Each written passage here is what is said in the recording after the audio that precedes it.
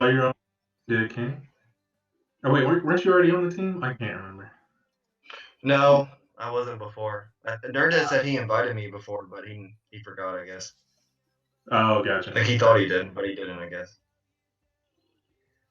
All right, so here, let's see. I'll pull the stream up on my phone and just see what it sounds like. Okay, I'll take a look too. Yeah, I got it open. How does it look in? I mean, right now it should just be the starting soon screen. Starting, yeah, it says starting soon, episode 5.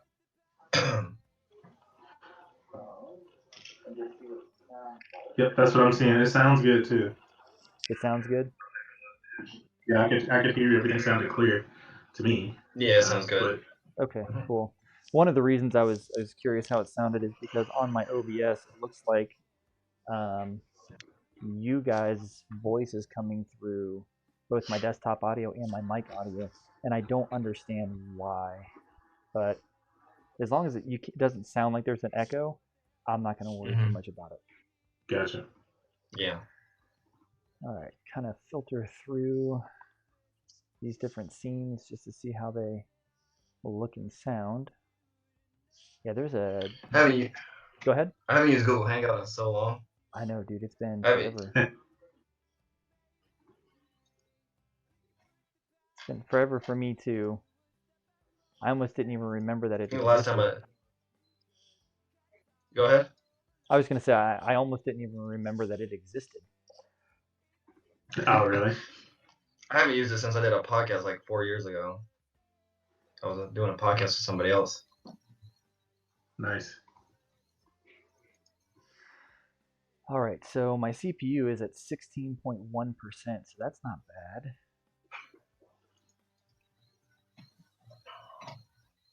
That's not bad at all.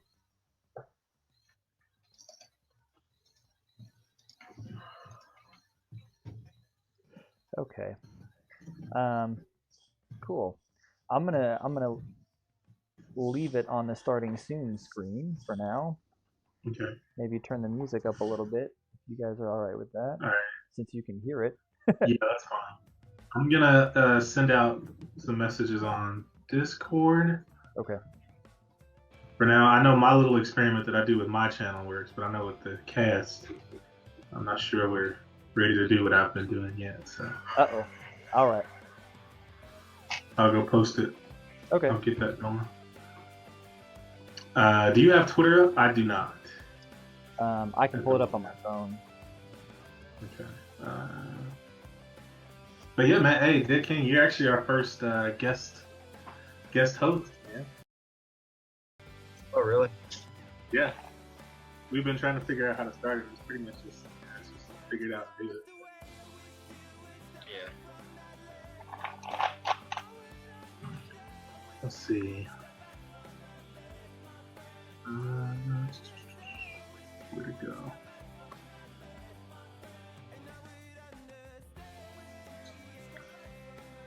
Photos I.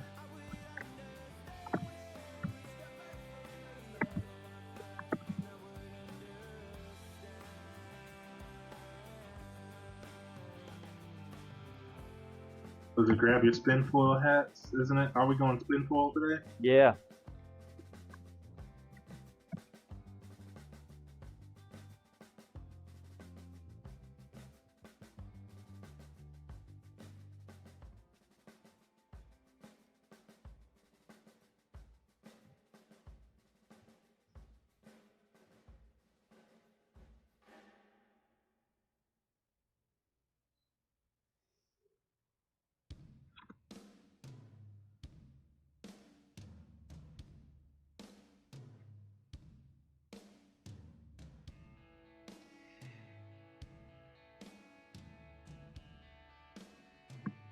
I love the editing you did for that Proto Raid. Oh yeah, you like that? Yeah, that was great. Dude, that was. I watched it again in this. That was a funny moment for sure. Dude. That was hilarious. I've never seen that happen before. Dude, I didn't know what was happening on because at first I was like, no, they gotta be lying. There's no way. Like there's absolutely no. Yeah, I mean, I've definitely fallen And asleep. sure enough, I've definitely fallen asleep playing Destiny before, but I've only ever done it in like PvE and by myself. You know? oh Yeah, right. not in a raid. Not in a raid. Right. Yeah, in a raid, that's like you gotta be pumped and ready to go, or at least try to Like be. if I'm even tired, I won't do a raid like that. Yeah, yeah. I definitely wouldn't either. I mean, I would get into the game tired and just, you know, run around by myself. And we're talking like back when you actually had to go and do, you know, farming runs at the different, you know, locations and stuff. You know, that's when I would basically fall asleep and then wake myself up, you know, walking into a random wall on Mars or something. You know what I mean? Mm-hmm.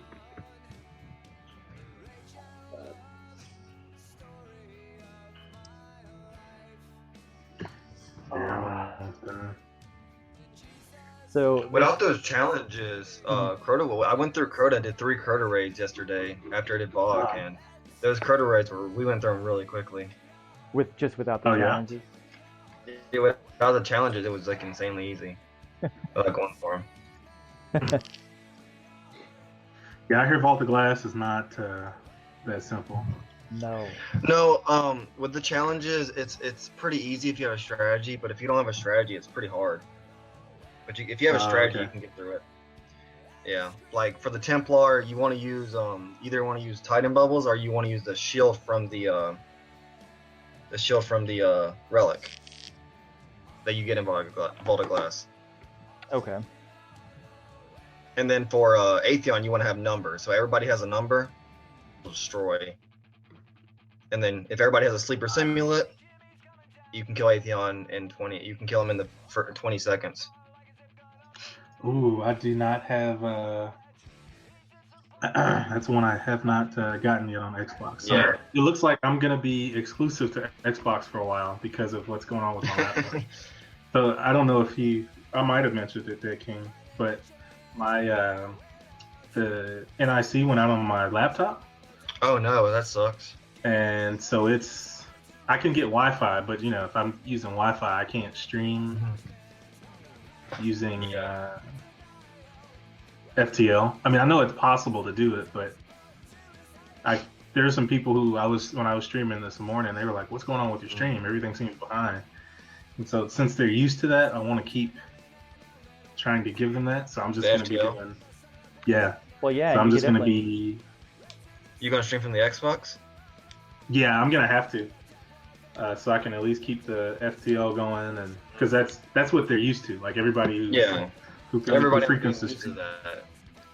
The only problem with that is it's been having a lot of issues. Like you'll click broadcast your gameplay and it'll say please try again later. Something went wrong. Oh yeah, you'll just get it randomly.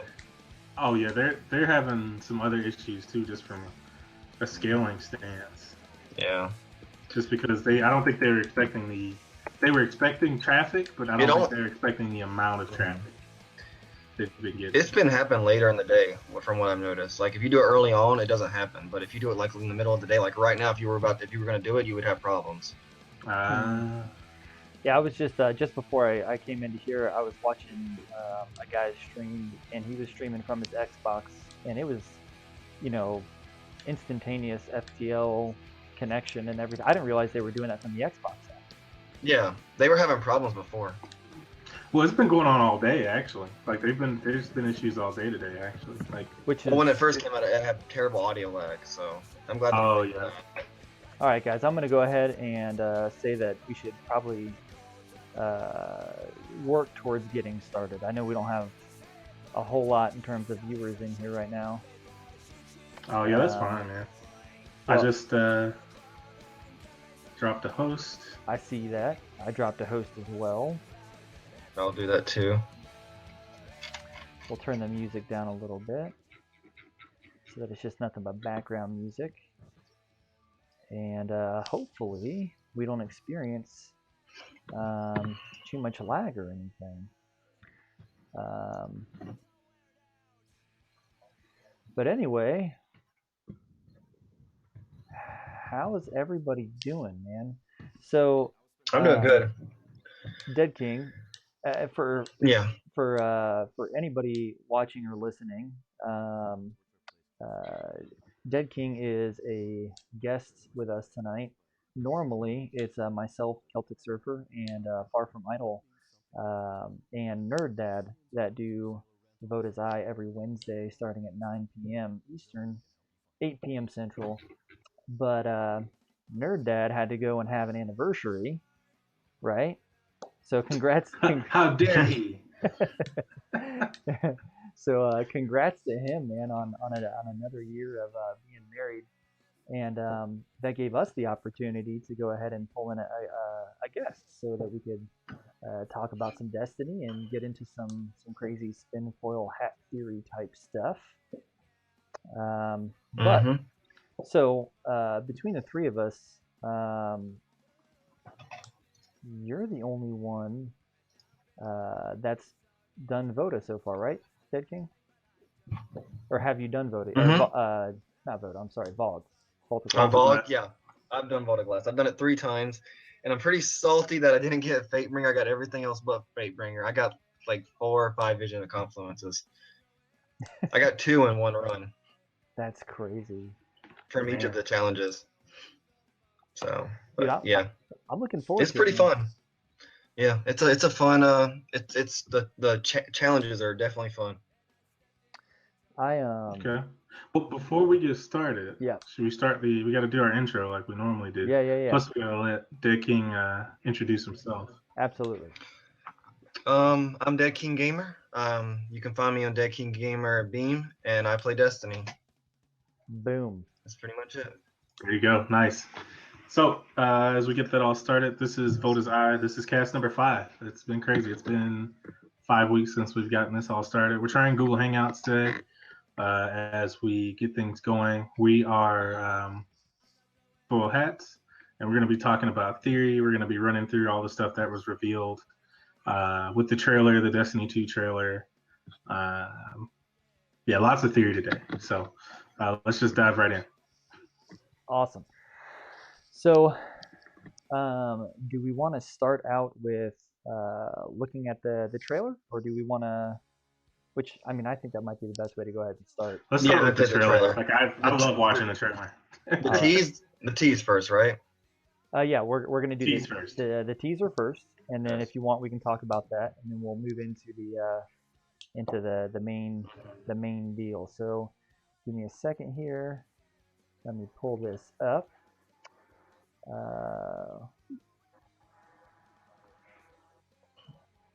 All right, here we go. Okay, so I'm in this super boring meeting about something, I don't know, wasn't paying attention. Then, boom! It was like an ugly contest where everyone was a winner.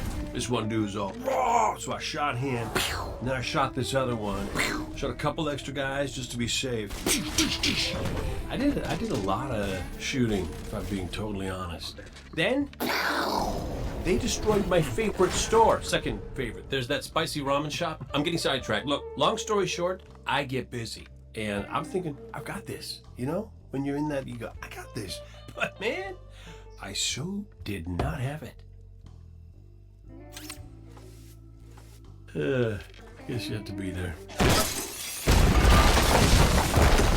Well, better get back to it. King, any business? This guy has one drink coming.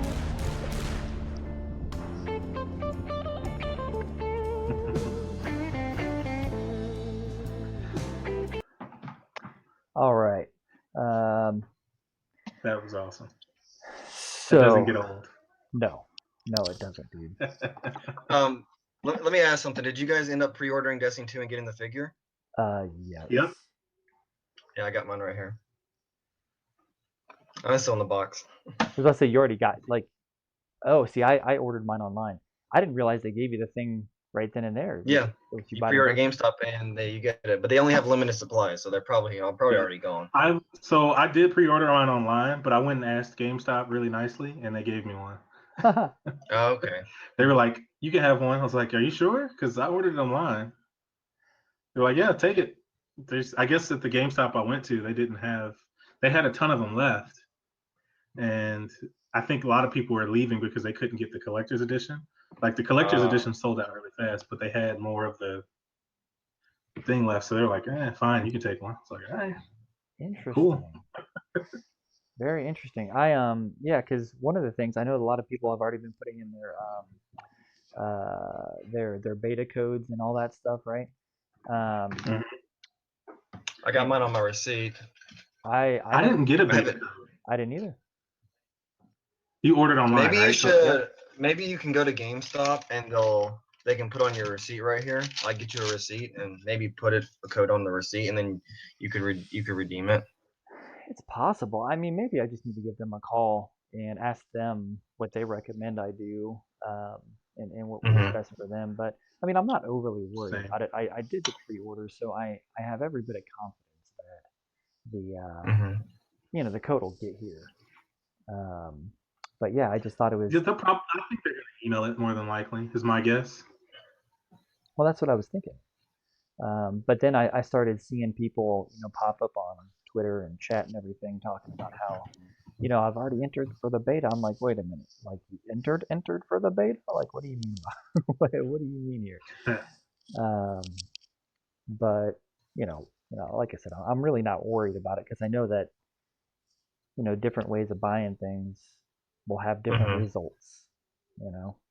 Right. My only I don't know, hesitation or whatever. It's just that I normally order from Amazon, and I'm familiar with the way that they do stuff. Well, if you order it from Amazon, you get the code immediately from your email. Right, exactly. But this time I really? ordered from GameStop because Amazon doesn't have the limited edition. Yeah, I've never ordered anything online from GameStop except for like if it's physical stuff or no digitals or like something that would be like a code. I've never done anything like that from GameStop. Yeah. I always just do Amazon. It's a little bit of a new experience for me. I try and avoid GameStop actually, just to be honest. But yeah, me too. I did go ahead and make sure that I got the launch day delivery option selected. So at least there's that. What version did you get? Me. The $100, the GameStop exclusive? Yeah. Okay. Yeah, I'm just gonna get mine. I'm gonna get my actual copy digitally from the Xbox Store. Digital version. Huh. Nice.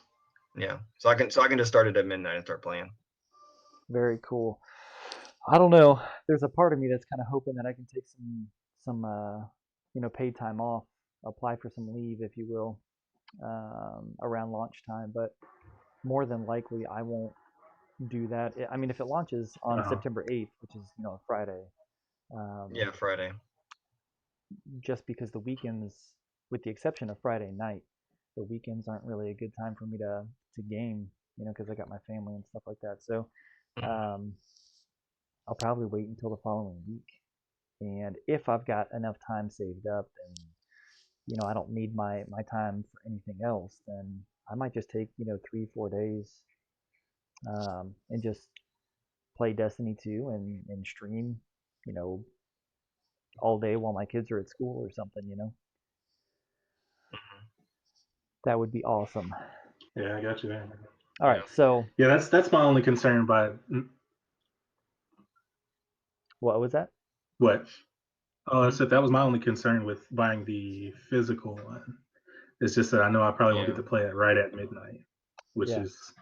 Yeah, I don't buy physical games anymore, so that's why I go digital.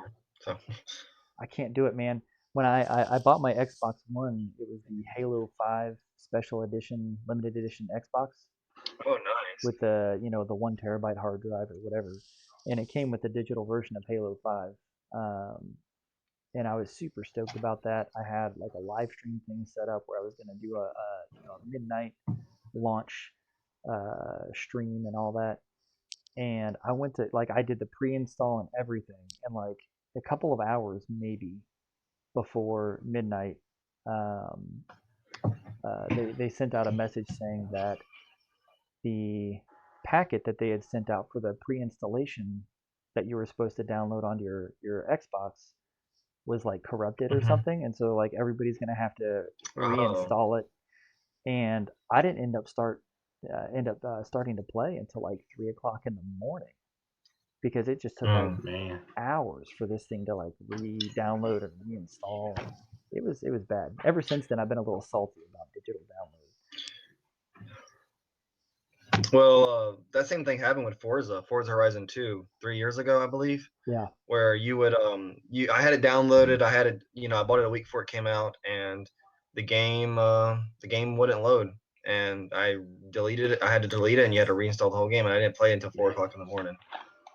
But that's the only problem I've ever had with digital. I have not had a single problem with digital games since then. So Man. I think my only reason is because I wanted the stuff, and I Yeah. knew I couldn't get Yeah. to GameStop quick enough to do the digital pre-order and still hold my stuff, Mhm. the extra stuff that comes with it. So I was like, well, I guess I'll just do physical, and I knew I was gonna have to order it online, so Yeah. it's all good. Yeah. But the trailer, Yeah. So that teaser. Now that's only the second time that I've actually watched it. But I love that trailer. I love the whole sense of humor and all that stuff that they have injected into the game. With Cade, just his character in general. But what are your guys' observations about that trailer, if any? From the teaser. Yeah, just from the teaser. yeah, Now, just for about like how the Cabal, how they have like the shields are different. Okay. When I was noticing it, that it seems like you're fighting like when the tower's getting attacked, so that'll probably be like the start of the game. Mm-hmm. And Yeah. then they'll probably make you'll probably have to find a new social space. They'll probably, somewhere else, somewhere near us, Well, I mean, if you look at it, yeah, even just in that teaser, you're not actually in the tower, even though you've got that sweeper bot that's become a meme in and of itself. You're not actually in the tower. You're on Oh. ground level, right? Because when Cade at the yeah, very you're on beginning, Earth. when he walks out of the hole in the wall, he's walking out into like a city, right? Yeah, so yeah. So you're chilling out in what's probably the last city. The thing that we're looking down on, but we've never been able to interact with whenever we go to the tower and do all of our stuff. So I think that's pretty cool if we're actually going to be interacting with the town that we're supposed to be guarding as guardians. Go figure. Now, one thing you can Right. notice about that trailer is that there's new monarchy.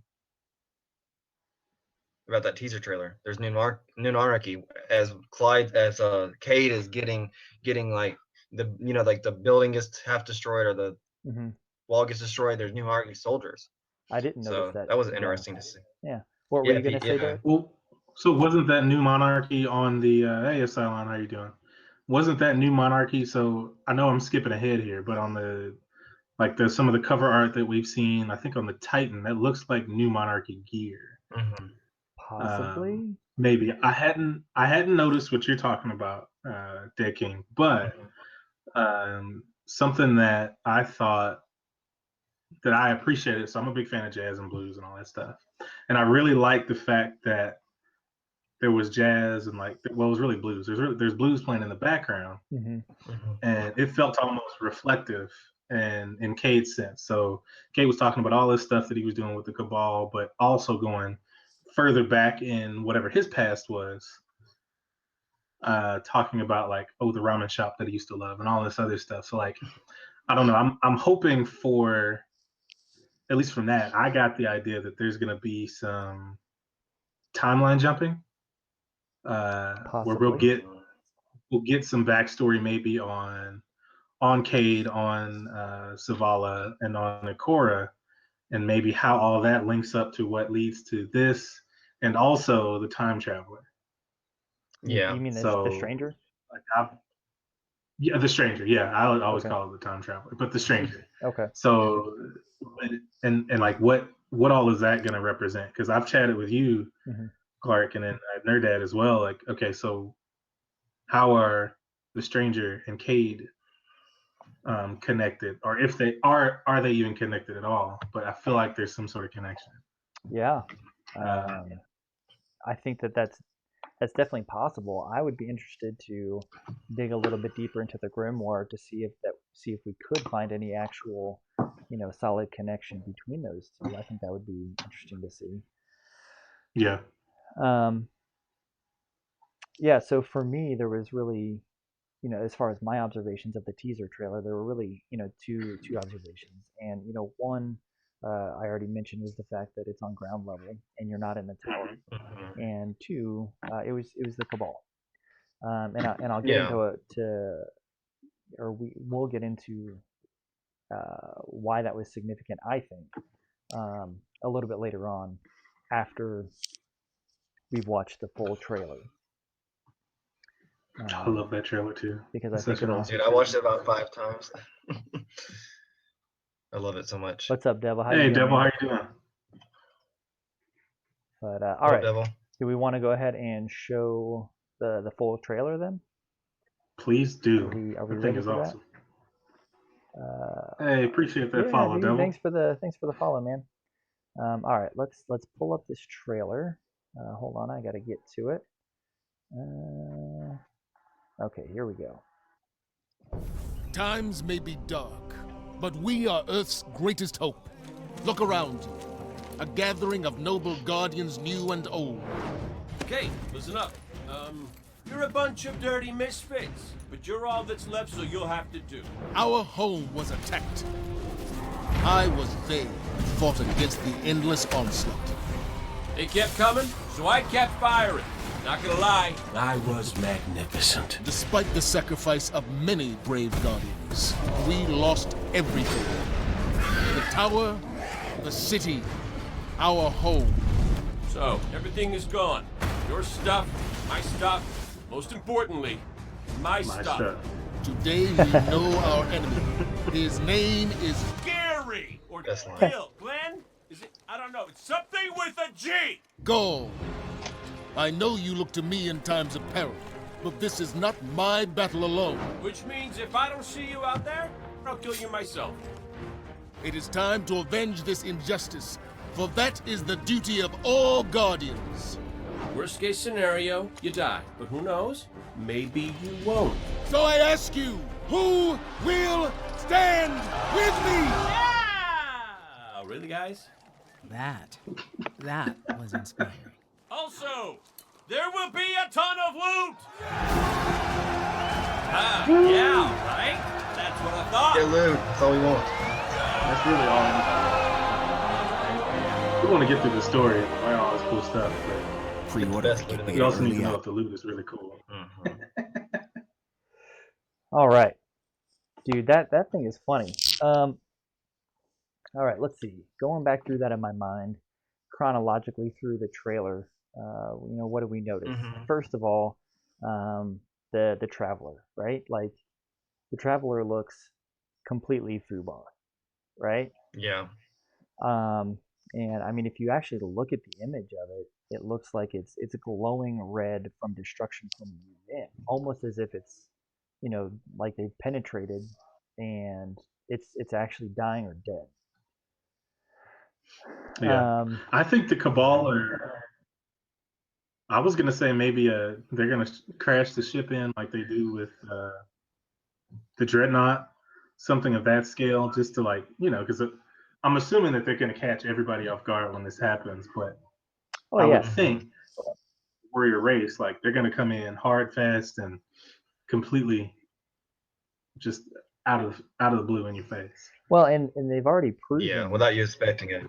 Yeah, and they've already proven that they could use that tactic, right? I mean, that's one of their known tactics. So that wouldn't surprise me at all if they did something like that.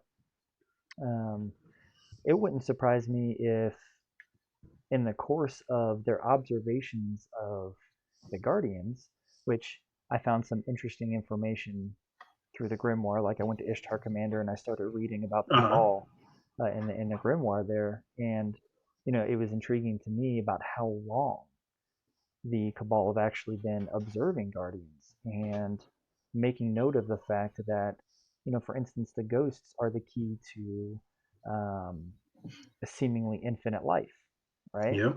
and they're completely confounded by this thing, and so they're looking for ways to destroy the ghosts, and they're like, well, it's too small of a target, so you can't get it. You can't isolate it, so you got to try these other things.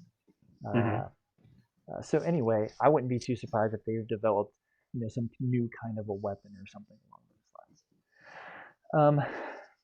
Gosh, what was the? Which part are you thinking about? Well, I'm just trying to think. I'm just trying to replay it in my mind just to see like what the next part was that stood out to me, and I think that just the format of the trailer itself kind of stands out to me, and how it goes back and forth between Zavala and Cade. And one of the things that I think that I like about that, and I think is kind of genius about it, is that this one trailer hits up like a number of different demographics and types of Destiny players, because on the one hand you've got Zavala, who's giving this really super serious inspirational message, and then it cuts off in the middle and goes to Cade, who's just kind of a goofball. And I think the purpose of that is that they did Zavala the way that they did to kind of hit those of us who just really appreciate Destiny for what it is, and we're like, we get into it. But I think the Cade part was really to kind of hit those kind of gamers that are starting to, lose interest or have already lost interest. Yeah. And it's injecting that little bit of humor and kind of making fun of itself. Like the game is making fun of itself. And I think that they're doing that to try and pull some people back and say, listen,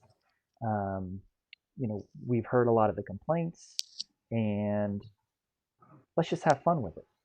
Let's do a better job and kind of have fun with it. Yeah. And one of the reasons that I really felt like Cade was targeting the people who have gone or got bored with the game or whatever, was because at the very end, when he's like, and there will be loot, because like the people weren't excited about his message at all. It's almost like the Cade version of the speech was like the way that Destiny had been run for like the first half of Destiny 1, Oh yeah, The definitely. Zavala version was like the Age of Triumph, that everybody's kind of re-falling in love with again. So I thought that was kind of cool, just from a structure perspective. Oh yeah. So at first, hold on, let me respond to Devil. So Devil, it's just a theory right now. I just think that the Fallen are going to be the next race we get to play, but we'll get to that later. Oh, we will get to that later. So the what I thought originally when I first watched the trailer was that there was some sort of split. So yes, the Cabal are here. They've already started invading. They're trying to gather together whatever's left of the Guardians who either just left or were killed in the initial Cabal raid. And there was some sort of rift between Cade and Zavala, because if you listen to the banter that happens in some strikes between Zavala and Cade, like they almost never see eye to eye. Right. Like Ikora just tolerates him and is like, you're funny, but you're good at your stuff. But Zavala and Cade, like I almost feel like whatever rift there was between them is only going to get expanded once the Cabal raid happens. Now I have zero proof on that, but just the way that they made the trailer play out, and also what you said, Clark, I hadn't thought about it that way either, where they were just making fun of the game, or I could just be like looking way too much into it. Well, I think that, and I'm going to say this, and then if Dead King, sorry if I'm like talking on top of you if you've got a thought there. But real quick, like I think that everything that they do is intentional. First of all, from a marketing perspective, a business perspective, and from a gaming perspective, everything they're doing is intentional. And no, it's just okay. So one of the things that you brought up, I do think that it would be really cool and effective storytelling device if they had almost a civil war like aspect going on amongst the Guardians, and it would be a perfect time for it. Like you've just been invaded. Oh yeah, that'd be pretty cool. So anyway, I don't know. Dead King, it almost sounded like you were trying to chime in there a minute ago. What were your thoughts on that? I was just gonna say, from looking at the trailer, the storytelling is so much more superb than Destiny 1. Like the first year of Destiny, a lot of people lost interest in the game because of the storytelling. Absolutely. They would finish the game and they'd be like, "What is this?" And then they didn't care about the end game and all that. So just looking at that trailer, it's gonna be phenomenal. Yes. From what I can from the trailer and the cutscenes. Now, well, I mean, if we go back to the Civil War thought, like if you think about it, the lines are already drawn. If you look at Future Warfare, Red Orbit, and New Monarchy, that's true. so I mean, the three are right there. They're already set, and I wonder what that would do to the dynamic of the game for users. So like, some kind of arena, and it's like, well, I would almost think maybe they might set up like a faction war. Like we've seen this done before in other kind of games. like in Elder Scrolls Online. Yeah, how they have a faction war.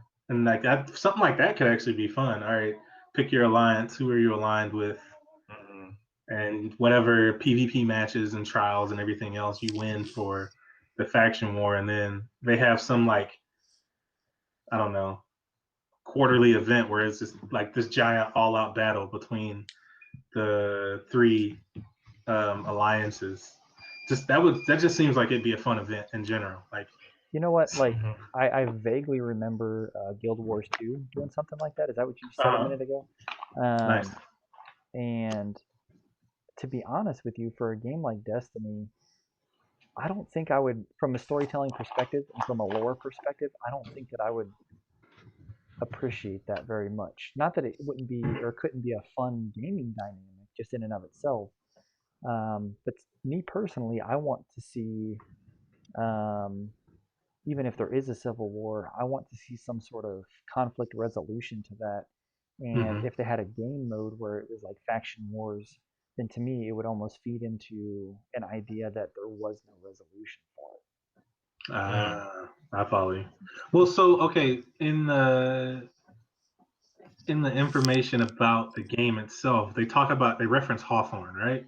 Hawthorne is a hunter, and I'm assuming that whoever Hawthorne is going to have some role to play in bringing everybody back together.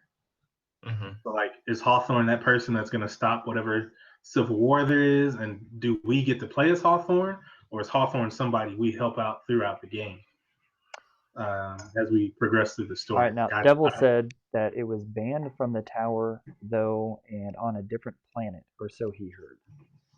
Oh, really? I didn't know about that. Yeah, me either. Yeah, no, I mean that those are definitely interesting thoughts and ideas, and I think that a lot of those would be really cool to explore. But before we go too much further down that splinter of theory, I want to kind of go a little bit, further down through the trailer itself just to see what other observations we can make. And I wanted to put up this little image. So if you're looking at the stream, I thought that image was really cool just because look at those shields, man. Those laser shields, I think, look totally BA. So, to me, well, this is a new faction of Cabal, like the Red Legion, or the Red like Guards. completely we've never even seen these before. So like, no, it should be interesting. And there was also a like some kind of like animal-looking thing. Oh yeah, hold on a second. I will pull that up in just a second. Now, what I wanted to say about the shields is that to me that shows an evolution in the game, and not just a storytelling perspective, but in a game function and mechanics almost. It's indicative of an evolution of what gear and maybe possibly powers and traits and stuff might be available to us once we get back into the game. And I'm trying to find the shot of that thing you were talking about, Dead King. Hopefully I can find it. The four-legged beast? Like the shark dog thing. Hold on. I'm just trying to scrub through this without actually playing I'm not trying to go too far into the trailer from where you're at. Oh no, I'm almost there. Almost there. I just want to get like a good shot of it.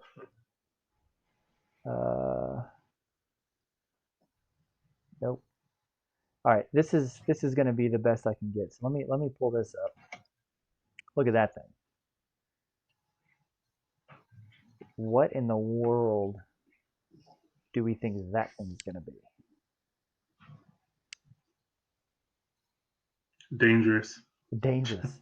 Yeah. It's well, I'm assuming that this is some. I'm gonna guess that it's similar to what like the splicers were doing and modding everything. So they found some creature that they realized could be good and useful for war because that's all the Cabal do. Mm-hmm. And they found a way to manipulate it or just train it to pull out whatever this ultra form of this beast is. I have a theory. And train it to do their bidding or not. I've got a theory, but I don't want to talk about that until we get to like the next section after we're done with the trailer. But you know, there's one theory, but another idea that's not really a theory so much as just looking at it. Like stylistically, to me, it looks like a fallen creature. You know? Yeah, it does. You think so? Huh. I mean, if you just look at the style of it, yeah. The way, you know, the artistic direction of that creature, to me, it's more reminiscent of the Fallen. But I do have another possible or potential theory about what it could possibly be, and like I said, we'll get into that when I pull up the list of possible leaks from who is supposedly a Bungie employee. So FYI, guys, you know, possible spoilers, right? If these leaks turn out to be true, then there's definitely going to be some spoilers in this. So hold on. In the video Destiny 2, I'm also interested. I will be able to use the ships manually. So you're Devil, you want to manually fly the ships. Well, they could do that because they did that in Halo Reach. Yeah. You guys remember that? If you guys played Halo Reach, they did like a flying mission in Halo Reach. I remember. I wouldn't want a flying mission as much as I would just be able to free roam with the ship. But yeah. We'll see if that happens. I mean, if there's a maybe that was a sign though of something. Yeah, I don't know. We'll see. I do think that a lot of these questions are going to have potential answers to them by the end of the night that we just won't know for sure if they're legit or not until it's either shown to us through a trailer, announced, you know, from Bungie, or you know, the game itself launches. But let me see if there was anything else that I noticed. Okay, well, I'll go ahead and pull this image up. This right here that we're looking at right now is an image of the vault being blown to pieces. You know, so people are talking about, you know, where's my vault? How come, you know, stuff isn't going to carry forward? Why don't we get extra vault space? And all of that. And the storytelling device that they're using to explain all of that is your junk got blowed up. And honestly, I'm not even especially Kate stuff. You're right. The important stuff, Kate stuff. Yes. Yeah. You know, it doesn't even bother me. Like, I don't know how you guys feel about it, but like, I can still, you know, play the game and enjoy the content, the Age of Triumph, and knowing full well that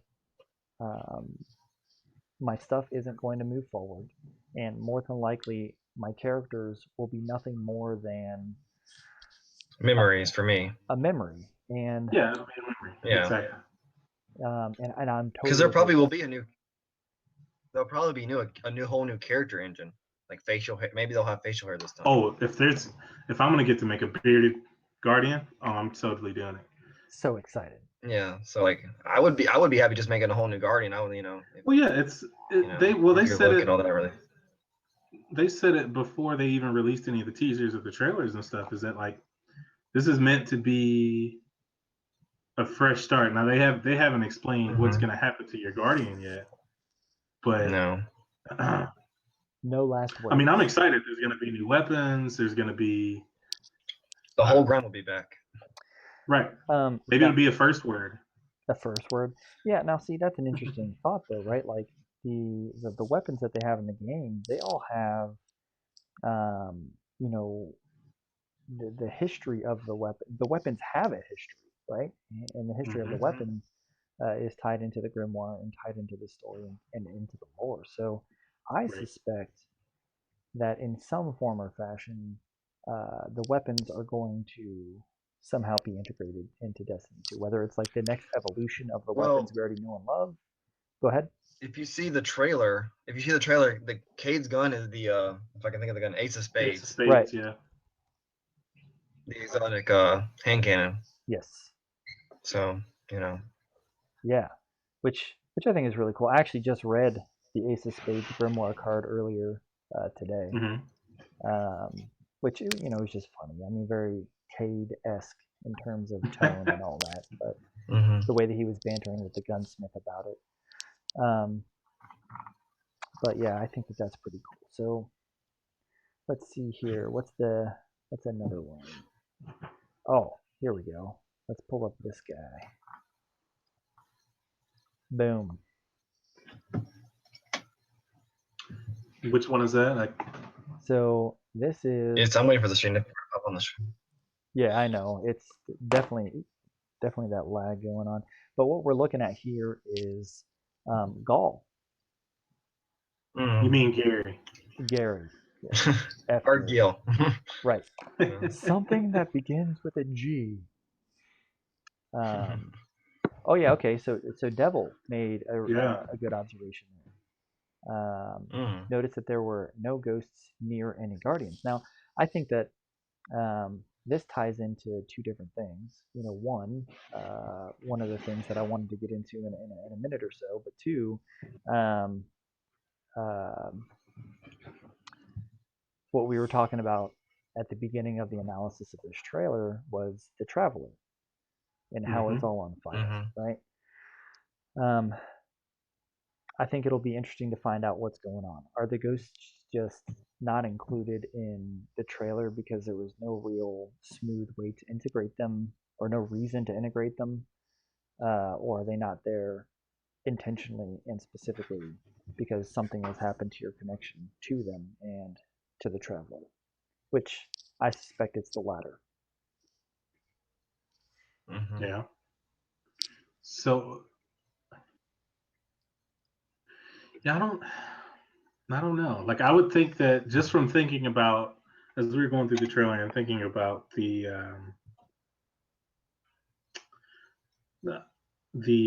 oh gosh, the Traveler Mm-hmm. being destroyed or looking like it's destroyed. Mm-hmm. If that's gone, then the ghosts are gone too. Right.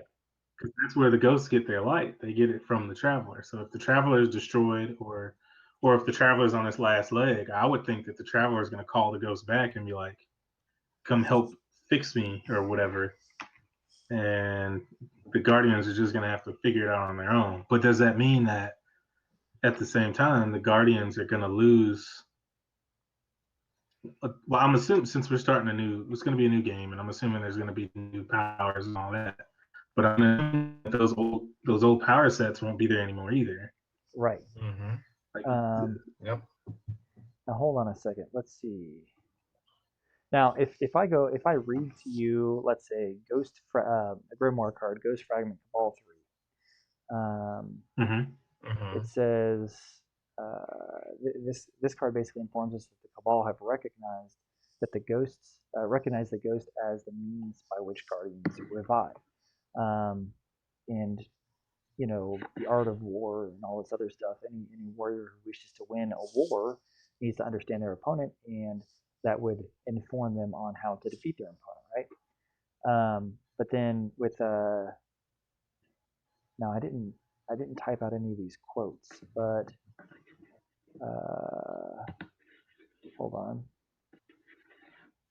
Okay, so Ghost Fragment Cabal 4 Grimoire card.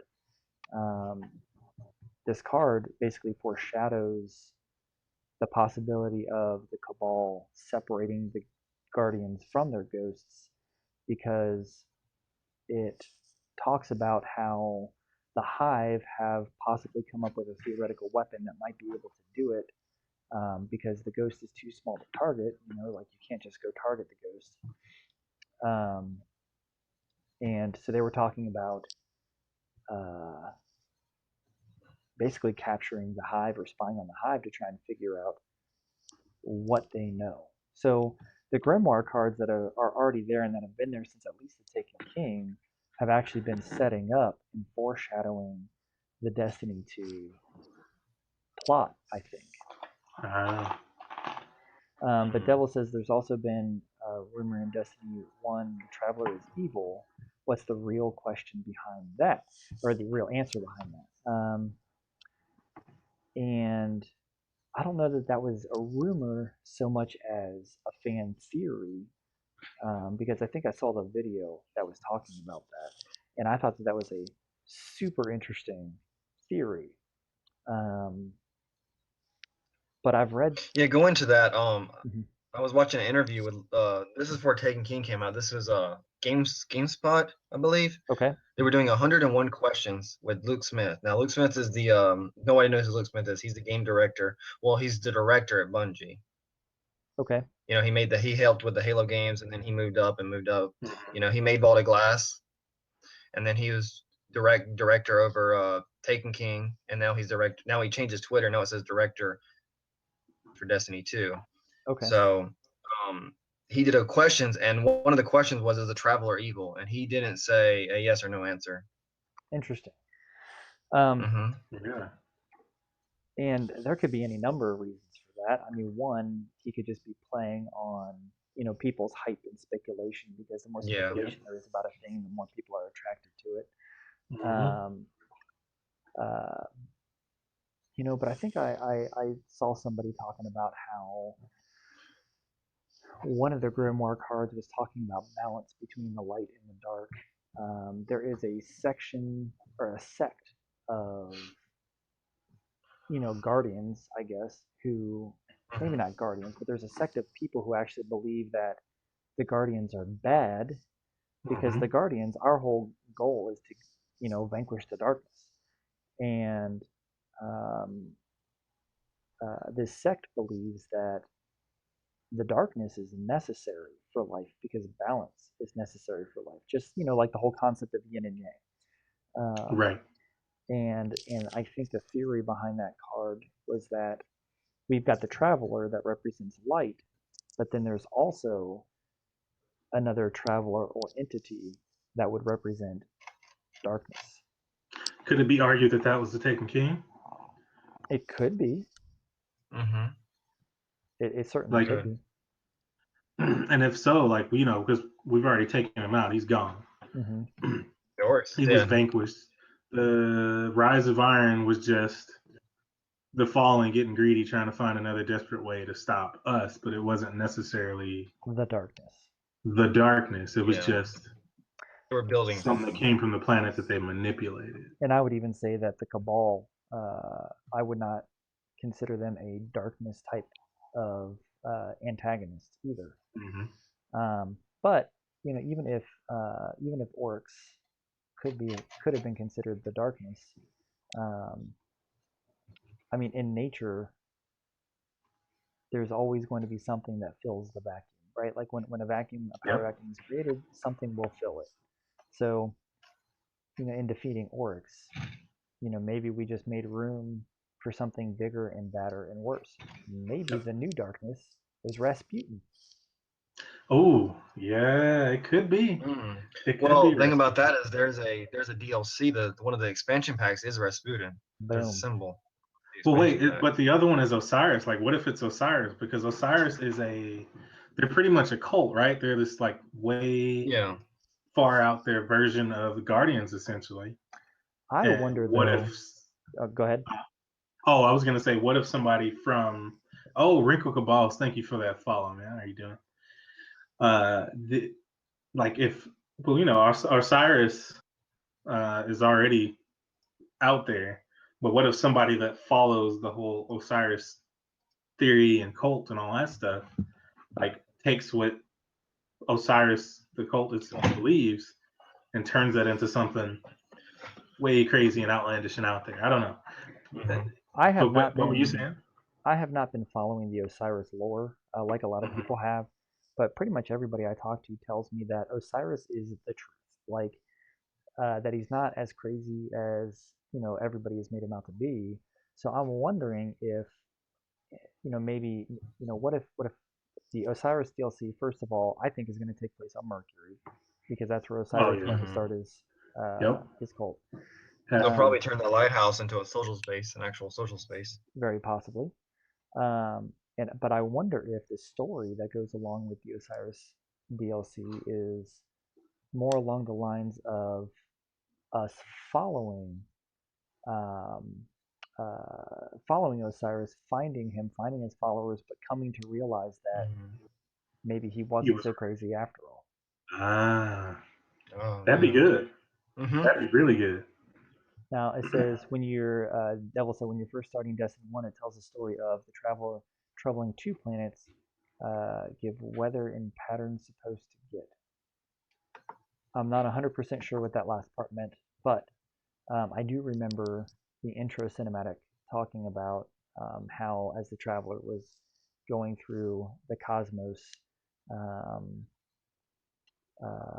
it was, creating changes in the organisms and the societies that it interacted with, which I think the Fallen were kind of.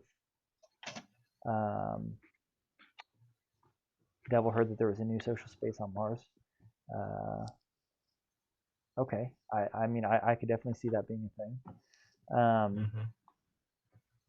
But the Fallen, I think, were, if I remember correctly, they were essentially the travelers' last pick before us at sharing his light with the species. And I don't know what went wrong there. But yeah, the traveler moved on from that for whatever reason. The Fallen are super pissed about it, and that's my understanding of why the Fallen are fighting with us in the game. Because that's why I think the Fallen are going to become playable. Oh well, you know what? Part of the reason why. Here, let me just see. So based.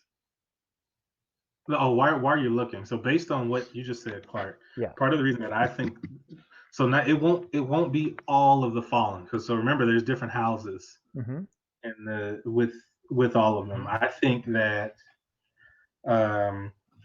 not all the Fallen are going to become playable. It's only going to be certain parts of the Fallen race as a whole. Like maybe it's going to be, what's his name? Okay. Oh, God. Let me go ahead and bring this up. Okay. So this is supposedly from a guy who either does or used to work for Bungie. And this is the person who leaked a bunch of the information that we have since come to verify as accurate and true. So far, everything we know about Destiny 2 was already told to us through this leak. All the things that have been confirmed. So it says here that, and this was a quote from wherever the post where he leaked this information. It says, as a bit of what I think could be exciting news, the Fallen will supposedly be a playable race for you to choose during character creation.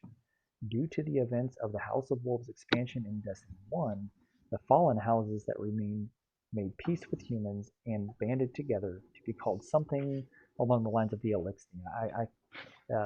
It was a YouTube video that I was watching that was talking about this, and I couldn't quite understand what they said, but it's something along the lines of the Elixir.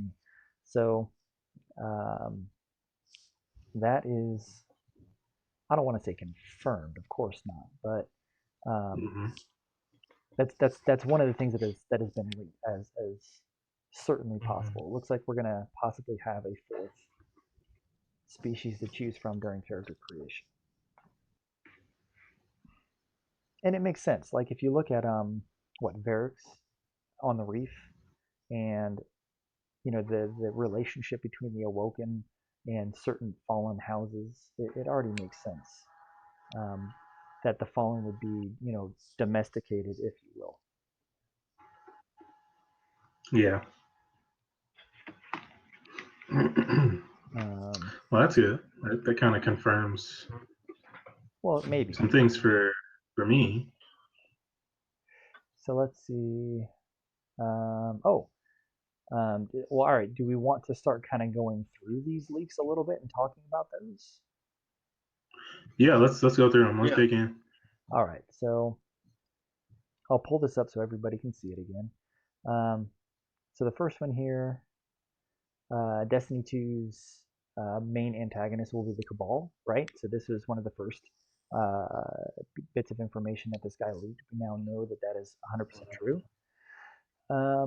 Due to some contract limitations, so not even for storytelling purposes, but because of contract limitations, one of the main 3 Vanguard NPC characters from Destiny 1 will die. Oh no.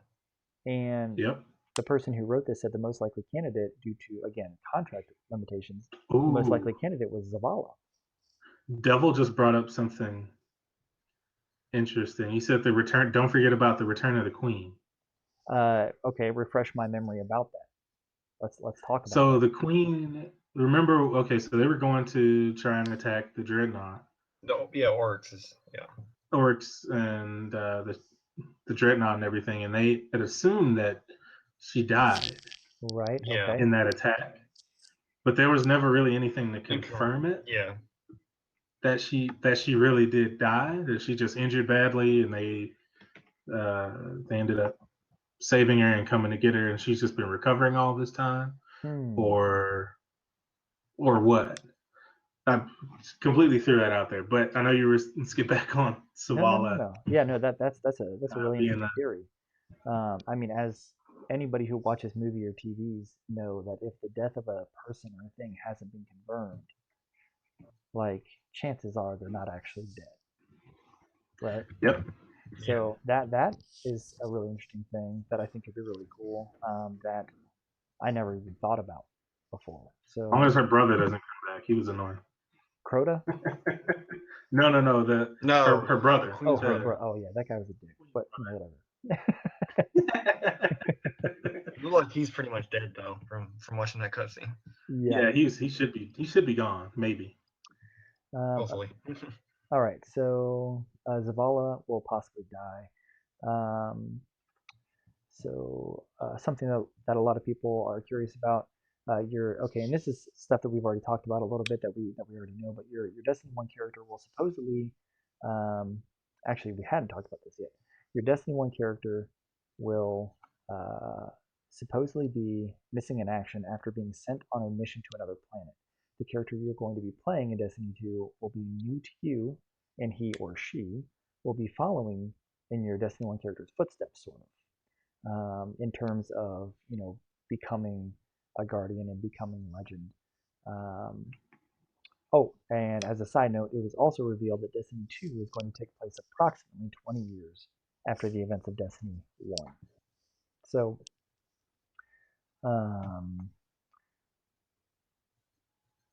now what is this about? In the gameplay, she is a warlock. Who? The He's Queen? talking about the Queen, I believe. Oh, was she? Yeah, Devil. Are you talking about the Queen? I never noticed that she was. But I mean, I guess she is. I'm not sure. I don't know either. Because it didn't, like, I remember when they were about to use that attack on the Dreadnought to them, she was working with whoever those, like, 4, I don't know, those might have been warlocks, those 4 people around her. They were all working on doing something, but I didn't see a ghost next to her either, though. So I don't know if is she a guardian, or is she one of what we'll come to find out soon, since we're probably going to lose our ghosts anyway. Is she kind of something to expect? Like that kind of power source. She builds it from whatever she builds it from. I don't know. Interesting. That's a good question. So, but yeah, now the bit about your character in Destiny 1 and Destiny 2. So your Destiny 1 character moving forward, one, supposedly when you start up your Destiny 2 game for the first time, um, if I heard correctly, I think I was listening to a different podcast perhaps when they were talking about this, but if I heard correctly, um, it was said that when you pull up the game for the first time, all of the characters, so if all three of your characters have gone through the main story, um, then all three of your characters' likenesses will kind of transfer up to Destiny 2. Mm-hmm. At the very least, one of your characters will. And that character or characters are going to be MIA. And that kind of explains the whole why you're going to have a new character and why you're going to be able to go through a new character customization. And stuff like that. So, it'll be interesting to me to find out if, are you ever going to find your Destiny 1 character and bring them home? I would love if they became like the replacement for, whichever one of the Vanguard dies, or in addition to the Vanguard, like a new vendor or a Crucible, like replace Lord Shaxx or something. You know what I mean? Like, I think that would be kind of Yeah, I got you. So this is something that I started thinking about after hearing like the time jump and all this stuff. So say I'm starting to think that like at the beginning of Destiny 2, we start with the Cabal raid. We start with them coming in, destroying everything. We start with the splits happening, if there's a civil war, all of that stuff, cool. the ghosts disappearing and all that. We get through all that part, and whatever happens, the Cabal take over, and we're able to keep a small portion that we use to build on from there. Whichever one of the three Vanguards ends up dying, and all that, and then we start to skip forward. So like the only thing that we actually know about is that we know the Cabal raid is going to happen. We know that's going to be a big fight, and then as we get through that part, then we jump forward those 20 years, or maybe it jumps forward. Okay, 5 years later, this stuff's happening. 10 years later, this stuff's happened. I mean, because you're not really going to interact with your old character model. I would think you're not. So like, what if everything we're theorizing makes absolutely no sense? Just because they're just showing us this stuff, because this is the stuff that's happening is everything that anybody who's been a Destiny fan has been requesting for a long time. So like they might not have actually revealed anything yet, even though we've got some of the leaks and all. Well, based off of like what we've seen from those leaks, supposed leaks. So I don't know. It's just I mean, I know the character models transfer over, and maybe we'll interact with them in some way or do a mission with our old character somehow. But I mean, on one hand, yeah, I want to say that would be really cool, but on the other hand, I barely even know what my character looks like underneath his helmet. You know what I mean? Yeah, very true. So would you even know if you saw it? Exactly. I If you saw your wouldn't know character, my character from a hole in the wall if I saw him on the street.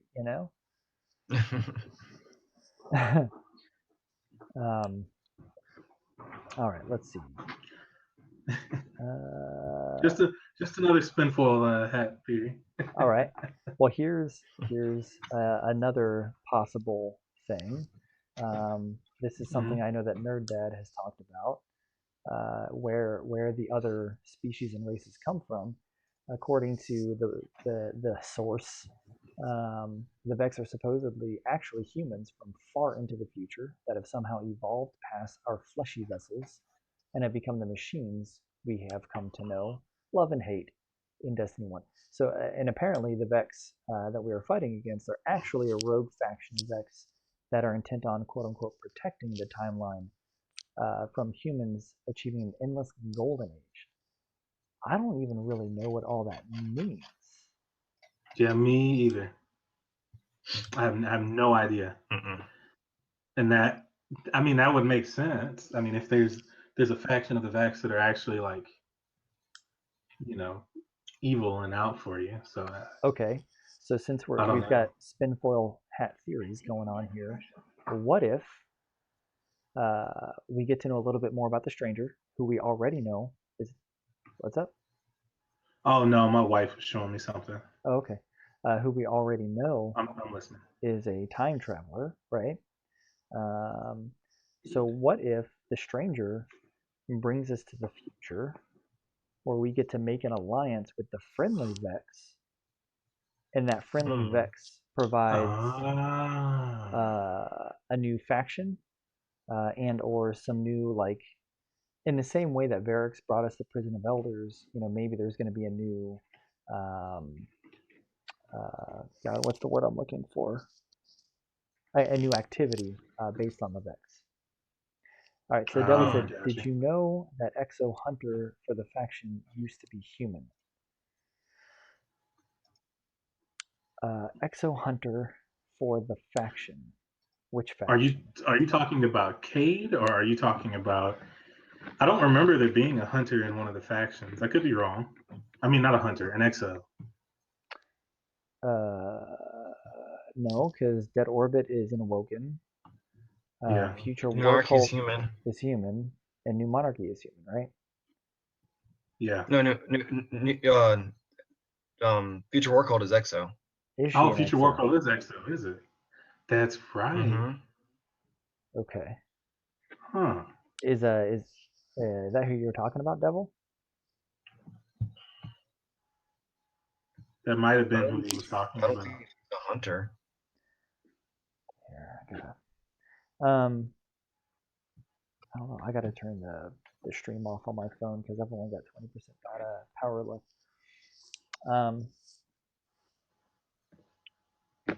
Interesting though. Okay, that Oh, is he okay. was. Well, and I mean, I think we were talking about this before. Far from, I think that we were talking about like where was it me and you and Nerd Dad, or was it just me and Nerd Dad that were talking about it? It might have been Where all the of us. I'm exos not come sure. from? Yeah, I was in that conversation. Yeah. Okay. Um, Supposedly, the original exos were built by the Bray family, who were doing research, up on Mars and a couple of other places.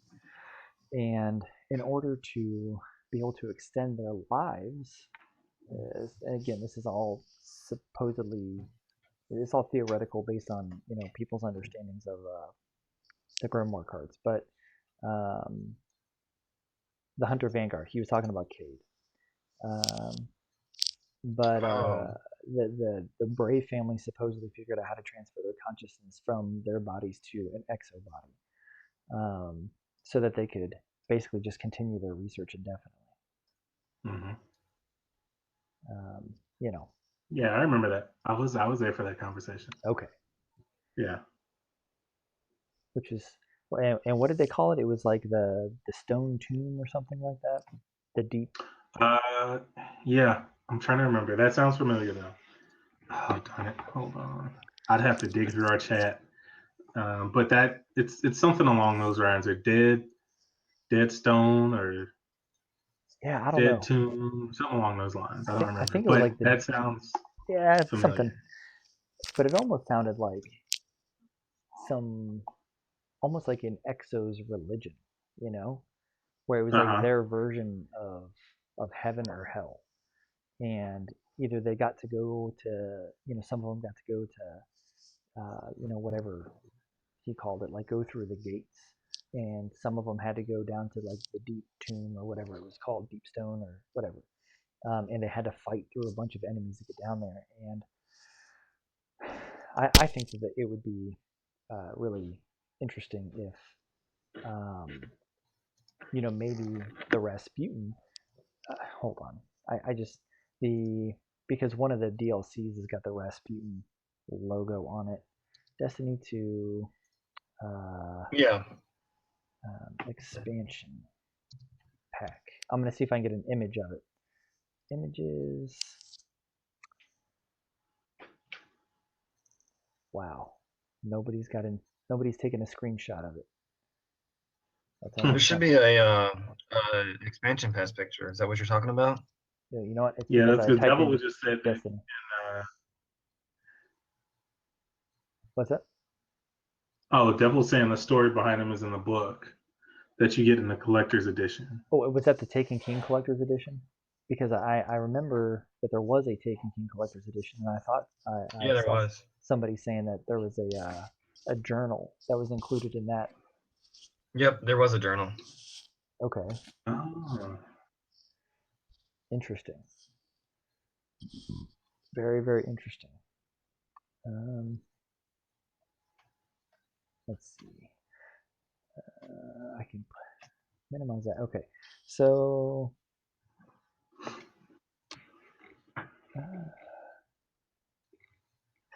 I think that this was a sort of an interesting little tidbit here.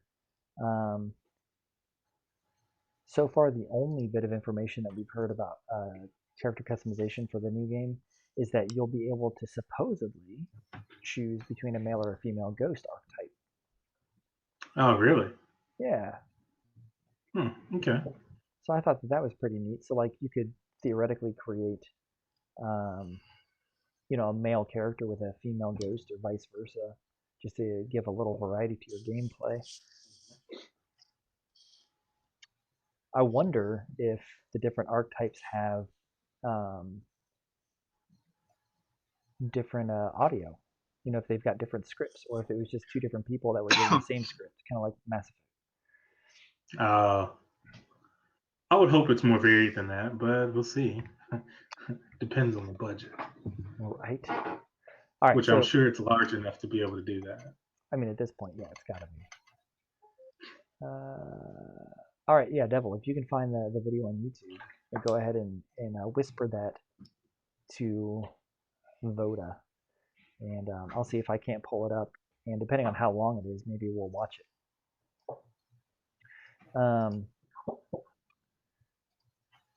So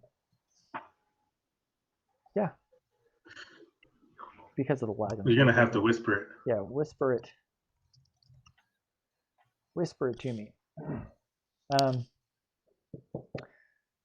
Now, before I pull that up, what do you guys think about the speaker? What are your thoughts? What was your first impression of the speaker? I thought the speaker was good, but I think this speaker's up to something. Yeah, I think he's planning something. I think the speaker sold the Cabal the information they needed to come stop us. That's my theory. Oh, that's pretty good. I think the speaker is going to turn on both the Traveler and all the Guardians. All right, now I'm gonna pull this video up real quick. I always thought the speaker looked super creepy. Like that was always my impression of him. All right, so let me pull this video up and take a look at it real quick and see if it's something that we could. Oh, it's like 10 minutes long. Hold on. I guess you guys can probably hear that, huh? Yeah, I can hear it a little bit. It sounds like there's I don't know. This is a super weird dude. All right, So Austin, while we wait on the video, Austin, what do you think about the speaker? Like, do you think? I think he's planning something, or like you said, with a Cabal.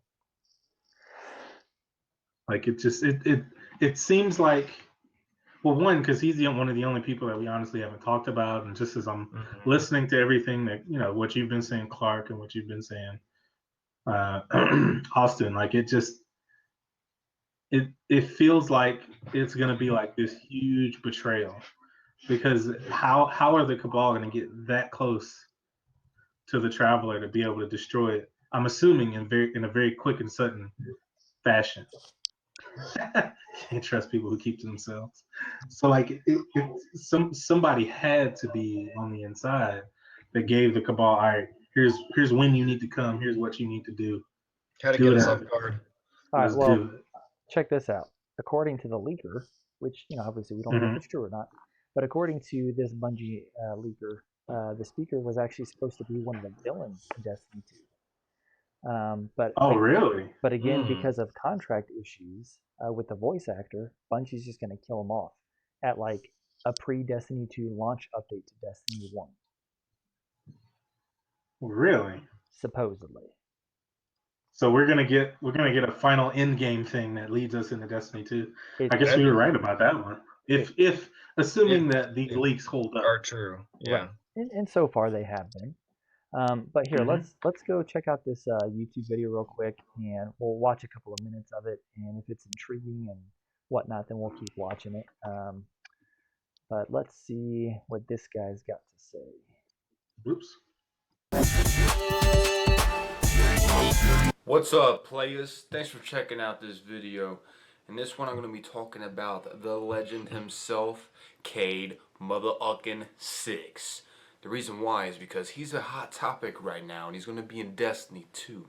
So I thought, you know what? I just wanted to give you guys some info that could be new to you, and who knows? It also might be in Destiny 2 because a place was actually cut from Destiny where he was actually involved in before he was an exo.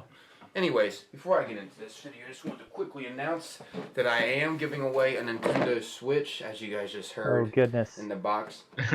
There is a Nintendo Switch in there. Give All you away gotta hype. do to enter is just simply leave Yep, a like. free Nintendo and if you Switch. haven't Everyone's subscribed, hot. freaking subscribe. And also make sure you You hit mean that bell the because I Legend am of going to be Zelda choosing machine? a winner that actually Yeah. hits the bell and is $400 notified by my subscriptions. I'm not just going to be choosing just one random Joe. I'm going to be choosing someone All right, for sure. But no more than a month, I want to say. Serious mode, engaged. Alright. Now, I just wanted to first start this off. I don't know why I got these on, can't read. Put this on with the biography of Cade 6. Cade is a switch cunning sets. hunter with years of experience in staying alive in the wilds. But fighting a war isn't his strong suit. I'm not sure the shoot them all to death strategy is going to be enough. And this was stated from Ghost. Like most EXO, Cade remembers little about his past before the collapse. However, he remembers enough to provide substantial information. He admits the order is out of sync. Cade used to be a human soldier with a large debt over his head. When he is approached by Clovis Bray to have his debt removed, the job offer itself isn't stated, but what Cade remembers next is coming to a place called Europa, where he was converted into an EXO. Okay, now this was actually stated in his journal, guys. I'm just going to make this simple, straight to the point for Okay, y'all. the I'm not going to journal. make this a really long video. I will make another video, however, talking about Cade's lover. There's a bunch of conspiracies Stranger? on Cade's lover being the Stranger, Iriana number 6, or Maya. If you guys know the answer to this, feel free to leave it in the comments. It's greatly appreciated. I'd love to hear your guys' feedback. I'm pretty sure I do know the answer, who his lover was. Of course, he loved Maya, but I don't know if he knew she was a lesbian, so I don't know exactly how that was going to work out for him. But anyways, let's get back into this. Okay, so in Cade's journal here, I'll go ahead and start right here. Floating in the black. I've been listening to nothing but my heart knocking for over 12 hours. Low on air, I promised myself this job is the last. Promised myself this time I mean it. I feel the hull vibration, the station's thin metal skin. The airlock pump hisses. Long waits over. Now him speaking like that alone goes to show that he was a human when he was writing in the journal at this very moment. He was describing how he could hear his heart beating, he was low on air. I mean, you guys get the point.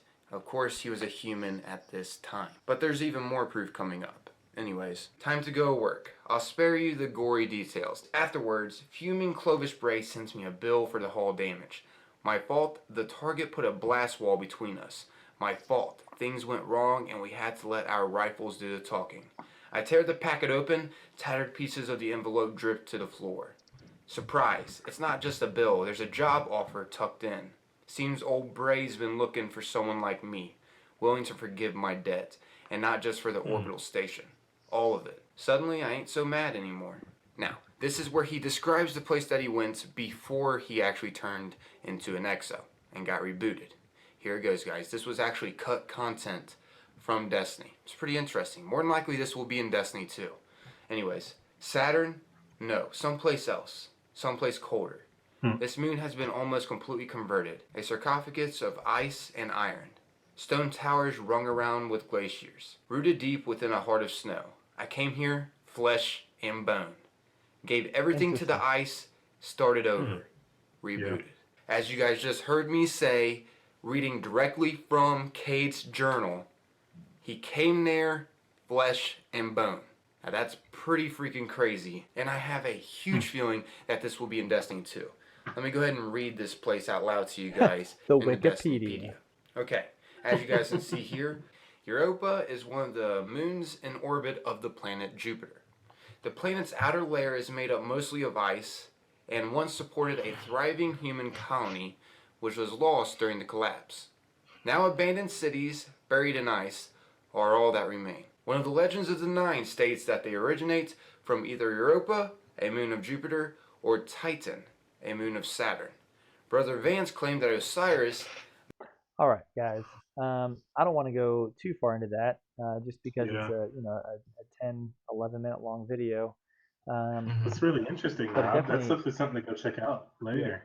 But yeah, it definitely brings up some interesting information that I would be intrigued to explore a little bit further, maybe for a future web show. Because yeah, I think that's Cade is a very intriguing character, especially now that I know that he used to be a human. Yep. All right. Yeah, so that was some good information.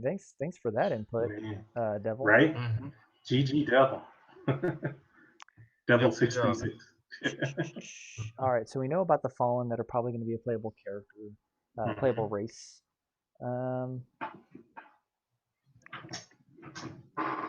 And we can probably assume that Rasputin is going to be one of the major antagonists of Destiny 2 because of the imagery of the expansion pass, right?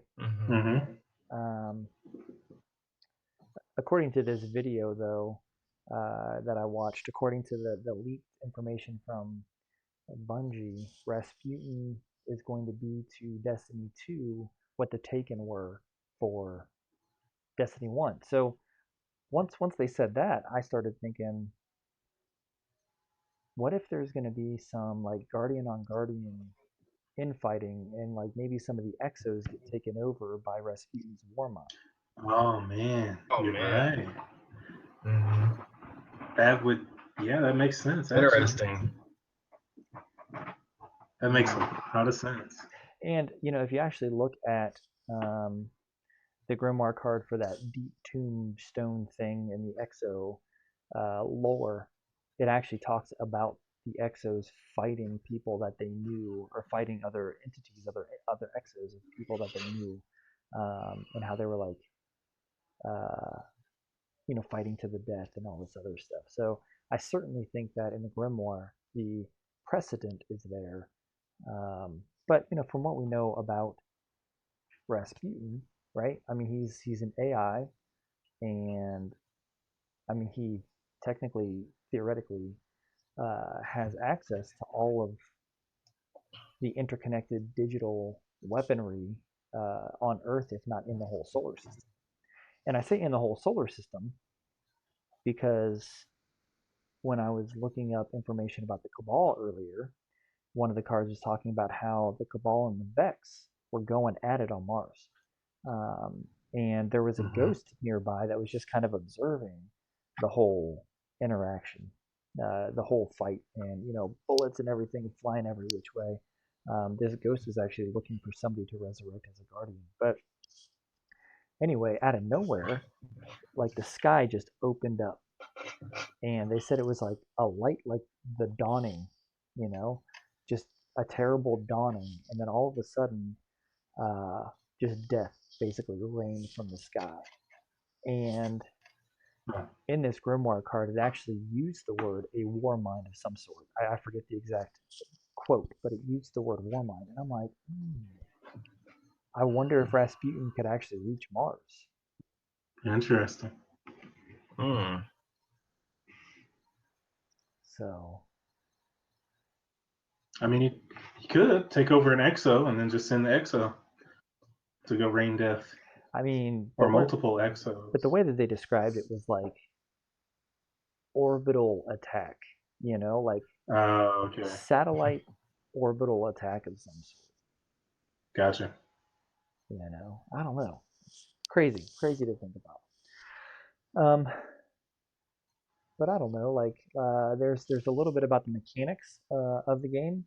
Supposedly, if we want to get into that from the leak, but if not, then that's all of the stuff that I've got for the storyline Yeah. that came out of the leak.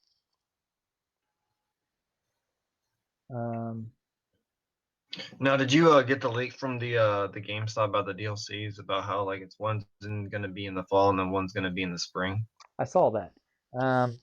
Let's see if I can find the image to pull it up. So Destiny 2 expansion. I think it was from GameStop, or I think it was Oh GameStop. yeah.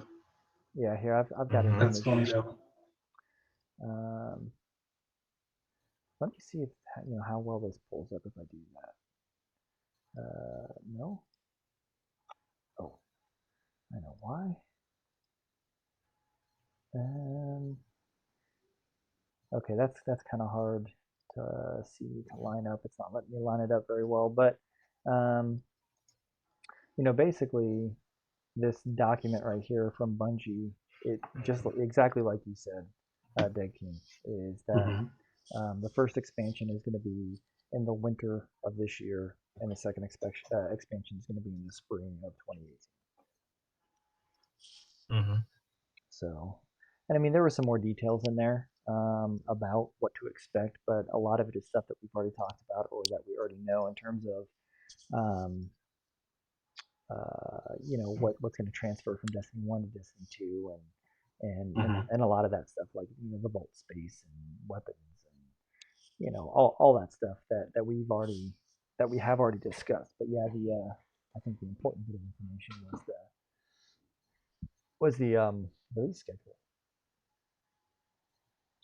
But yeah, I don't know. I think that those, I mean, for the most part, that's pretty much all the points that I had that I wanted to talk about and bring up. Oh wait, no, it's not. I lied.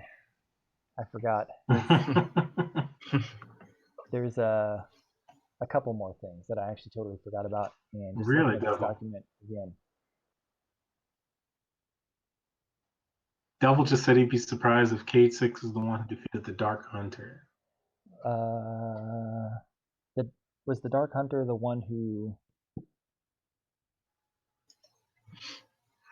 I forget who that was. It was like Dagon or Dragon or something like that. Yeah, I'd have to look real quick. And again, I read another Grimoire card earlier today that actually gave the name of the person who they believe took that guy out, and it was definitely not Cade.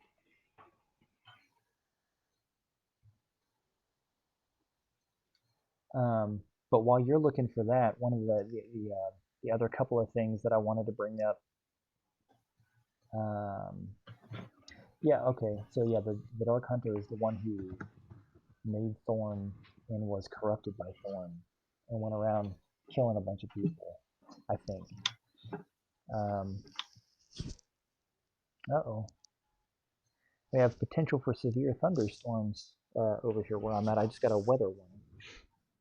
But moving on, so this thing right here says there will supposedly be gear sets that have gear set bonuses.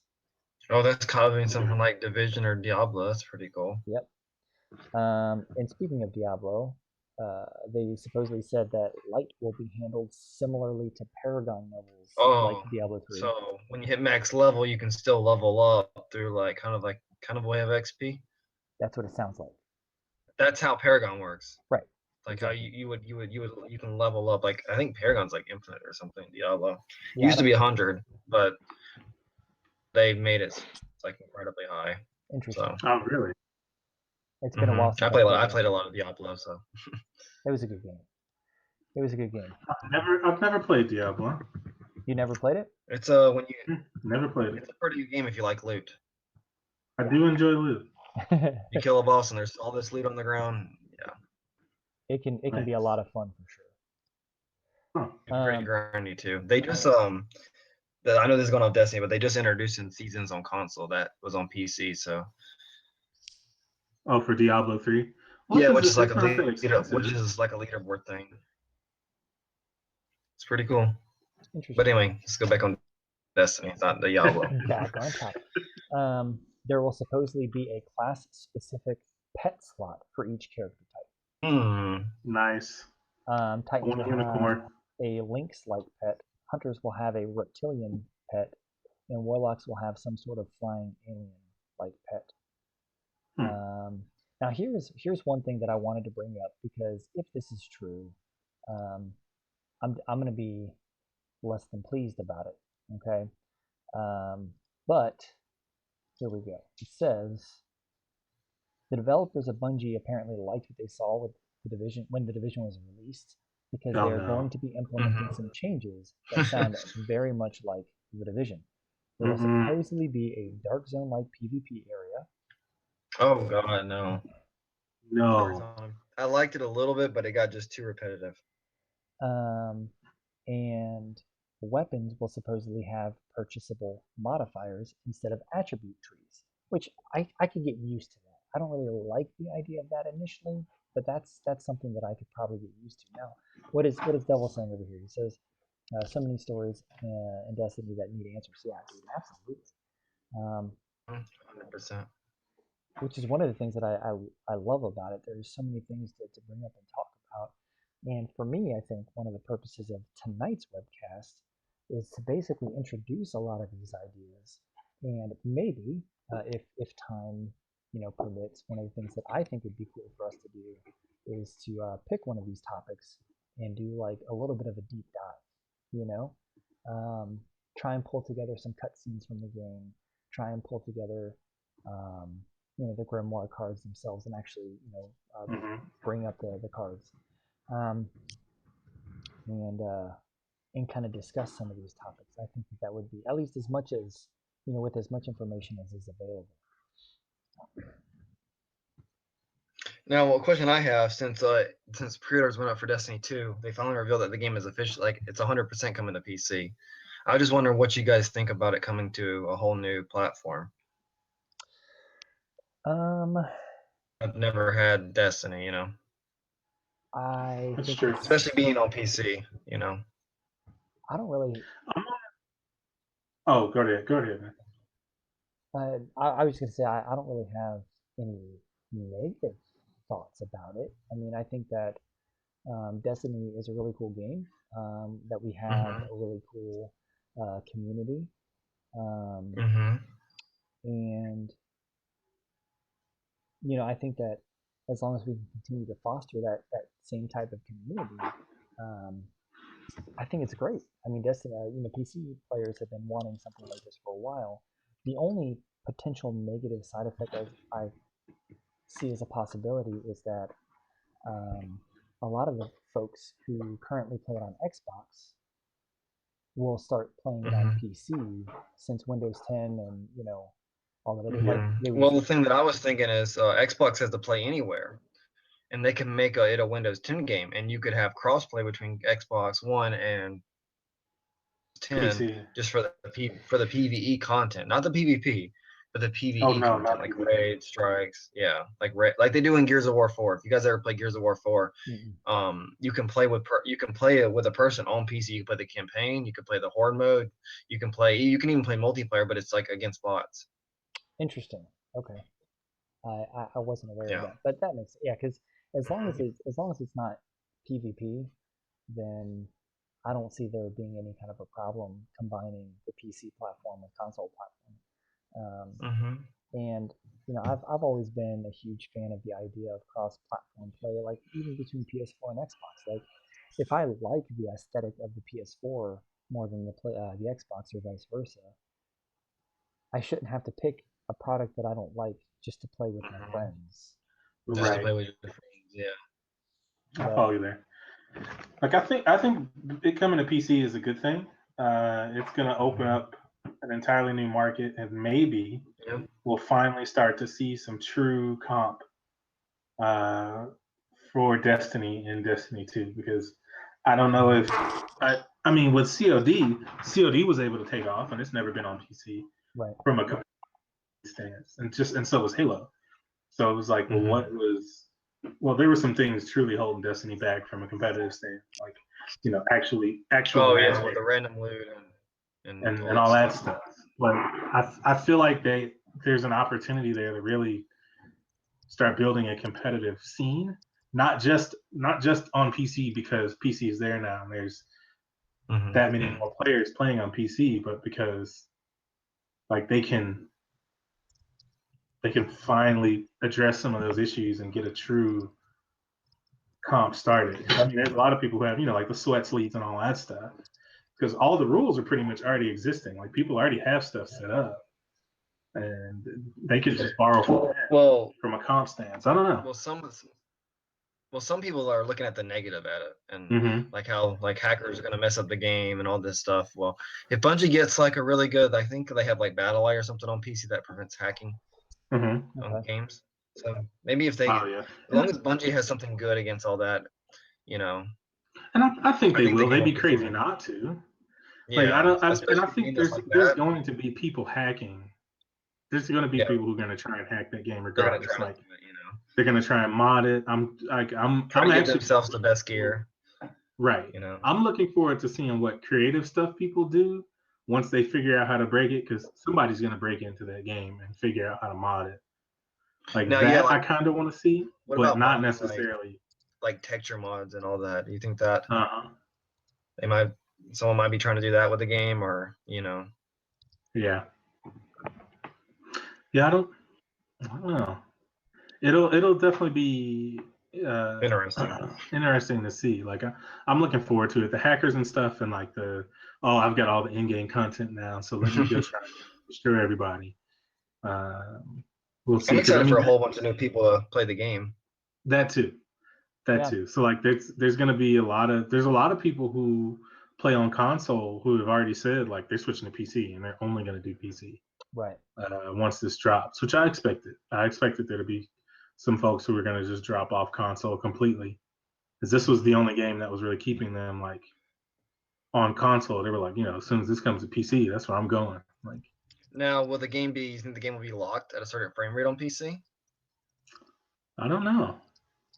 Because people are like people are saying like they want to have like 120 frames and all this stuff, on the game. Because I don't even know what it will be on console. Like, will it be? Well, I'm hoping it's 60. I think it's probably going to be 60 at minimum. I mean, well, and that based off of what Did I hear the everything can rumor handle. correctly that it was going to be at 4K? I think it's going to be 4K to those that are capable of doing it. I think it's going to be that on the Scorpio Still and the PS4 Pro. It'll probably have the 4K capability. Yeah. But most people can't even use the 4K capability. So like I know that the Scorpio specs are supposed to come out tomorrow, I heard. And they're also changing the name, supposed to be the Xbox One X, like extra large. Like oh, so it's just gonna be like the PS4 Pro then. 4 Pro, yeah. It's gonna be but they're calling it, instead of people are saying why they should call it Xbox One, but it's in the Xbox One family. So they have to have the Xbox One in there so people know. Well, because you can still play Xbox One games on it. Yeah, it's just like the PS4 Pro. It's just going to be the. So it's not going to be this brand new, because that was going to actually make me kind of mad. It was like, okay, are you seriously creating a brand new system? It's not like a new console generation. Like, yeah, a new console generation. It's like there's so much life left in the current generation. Yeah, they just want to have a console that can, because the Xbox One, the original Xbox One, is pretty down powered by the PlayStation 4 Pro. I mean the PS4 in general, and they just want to have a console that can do everything the PS4 probably can do, probably even better, coming from what the specs are for it. They're claiming it's the most powerful console ever made. So and it's a money grab, just like the PS4 Pro is. But that's okay, because people are still gonna go out and buy it and all that stuff. But because they want to have the better console, right? And at the end of the day, do either of them really have the better console, one over the other? It's really just you're still playing the same game. The exclusives that they paid more money for to get the exclusives for. At the end of the day, like, is it really better per se? At the end of the day, I'd argue not. No, I mean if you have a 4K TV and all that other stuff, then yeah, there's probably going to be a noticeable. Right. different. Because they did Right, say right. all games are gonna run in native 4K. All the Xbox Scorpio games that are using that are forward are gonna be all 4K, native 4K. But are they still going to? I know we're talking about a Yeah. system, but are the games that they make for Scorpio also going to come out on Xbox One, or is it going to be like, oh no, Yeah. you're pushing So like pushing they've already Scorpio. announced one game, Middle-earth Shadow of War. That game comes out in August on Xbox One, PS4, and PC, but it's also going to have Scorpio support. So it'll be 4K, 60 FPS. Ah, You'll have like all the enhancements when you get Scorpio, probably around November. gotcha.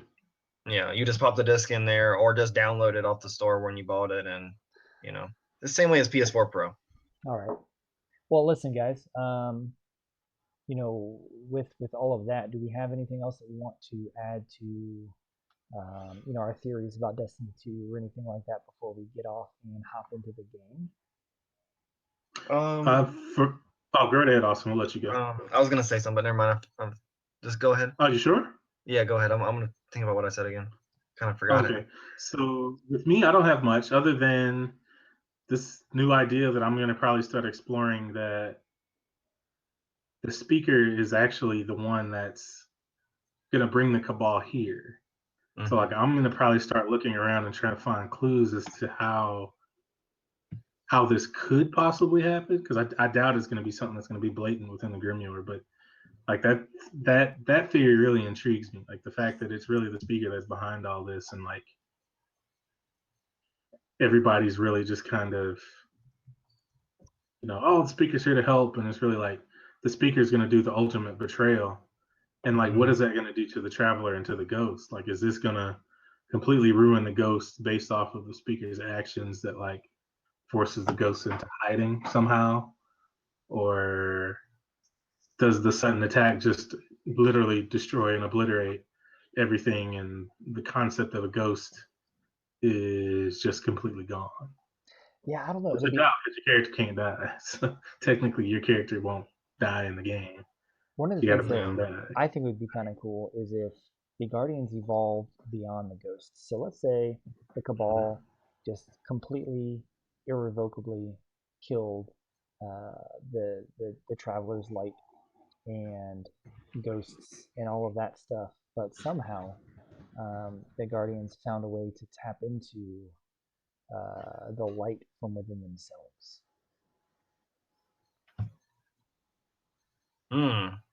Yeah. I think that Wow. would be kind of cool. That would be. Excuse me. That definitely would be. Man,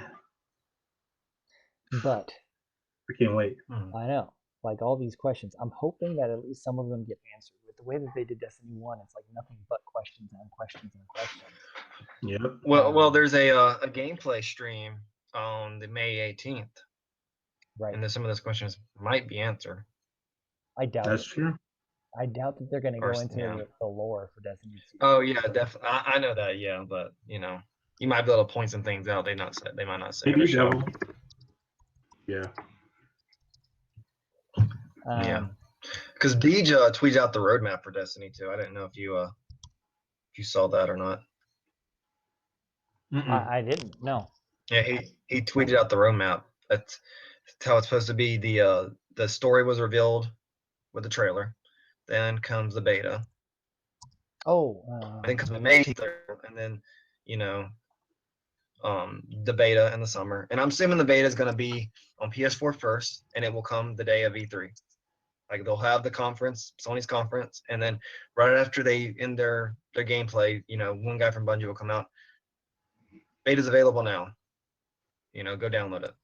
Right. If you pre-ordered it, and then then the game will launch. A couple months after that. So that's pretty much that's what they said for the roadmap. They didn't say anything about the beta being available at E3. That was just my theory, but they did say that summer beta and then the game. Actually, I've got an image of it. Let me pull it up. It's just going to take me a quick second. And also, I have one more thing that I don't know if you guys remember this this was from 2 years ago, where they had the content roadmap for Destiny 1, how they had the Dark Below, then they had House of Wolves, then they said something called Comet DLC, which was the Taken King. then they had 2 more DLCs, and then Destiny 2. The 2 DLCs were going to be a Vex DLC. I forgot what it was called, and then the Cabal DLC was supposed to be Plague of the Gods. That was a picture that Activision was doing. Really? That was in 2015. That was early 2015 of like February. Wow. I didn't know that. Wow. Yeah. Mm-hmm. Well, you said you were a year 2 player, so you never, you weren't even playing Destiny no. then. No, So, I was. yeah. I didn't come in until late. I was late to the Yeah. party. All right. Well, that's a lot of stuff, man. A lot of stuff to think about. Mhm. And one of the things that I love about Destiny is how deep the lore actually is. If Oh yeah. we're actually willing to put in the legwork to look into it. And to be perfectly honest with you, I really haven't had the energy, effort to put into doing that. But Yeah. now that we're kind of getting to this point, I'm starting to really get intrigued by Mhm. what there is to discover and the connections that there are to make. I think that it's obviously I wish that they would have integrated it into the game. Oh yeah, definitely. There's a lot of crazy lore in Destiny. There's so much good lore in the game that they Right. have never even talked about. Yeah. From what I've been told is like you have to like put it together in like a puzzle to actually figure it out. Which like to some extent I can appreciate that. I'm just not the person that's ever going to be the one to do that. That's why I appreciate websites like Ishtar Collective, because I can just go there, do a keyword search for Cabal, and every Cabal related Grimoire, every Grimoire card that has the word Cabal in it pops up. And so you can just do a topic search like that. Like if you type in the word stranger, every Grimoire card that has the word stranger in it is going to pop up. Mm-hmm. So Yeah. I think it's super intriguing. But if there wasn't anything else, I do think it would be awesome to go hit up that Nightfall if you guys are feeling that. Oh yeah. I'm down to do a definitely. Nightfall. I do need to do Challenge of the Elders too. So. Yeah, you guys want to do challenge too? Because I haven't touched it in so long, and I've completely forgot it got updated. I played it the day the second day Age of Triumph was out, so it's pretty it's the same way it is. You get you can still get the exotics, the same exotics, but the drop rates have been increased by a lot. So 400 drops. They're 400. They're 400 drops, and you get and the exotics drop way more often. I got like 3 in 10 runs or something. So nice. What is the Nightfall for this week? It's Nexus with Arcburn. Okay. Okay. Would you guys want to run through that? Is that something that? Yeah, let's do it. Yeah, I'm down to run too. Then we can do challenge afterwards. Yeah. All right, cool. So, Far From Idle, if you want to go ahead and close us out, and we can go ahead and hop into the game. Cool. All right, folks. So lots of Spinfoil Hat Theories. You probably think we're a lot crazier than what you did before. We had some really, really good discussions today. Went through the teaser trailer, the actual trailer, a lot of one of the leaks that was released by a supposed Destiny employee, and then went off on some tangents to some really wild theories, like the speaker being the one that actually kicks all this off, and just all sorts of stuff. So it'll be good to continue this set of theories. Austin or Dead King Lancer, thank you very much for jumping in and no problem. Thanks for having me on for the channel today, man. We'll have to bring you back again soon. But yeah, we're gonna sign off for today, and then we're gonna go. The 3 of us are gonna go hop into a Nightfall. Don't forget, if you need help with Destiny, feel free to hit up any of us, like Dead King Lancer, Celtic Surfer, myself, Far From Idle, Nerdad, anybody else in the beam.pro/team/VOTA group. If you're looking for Destiny help, we're always there to help. Just feel free to hit one of us up. Otherwise, yeah, we'll sign off, and we will see everybody next Wednesday. So let's see what crazy theories that you all can come up with between now and next Wednesday for the next cast. I mean, I'm sure we'll have some too. But all right, yeah, take it easy, guys. Y'all take care. Have a good one. Y'all have a good one.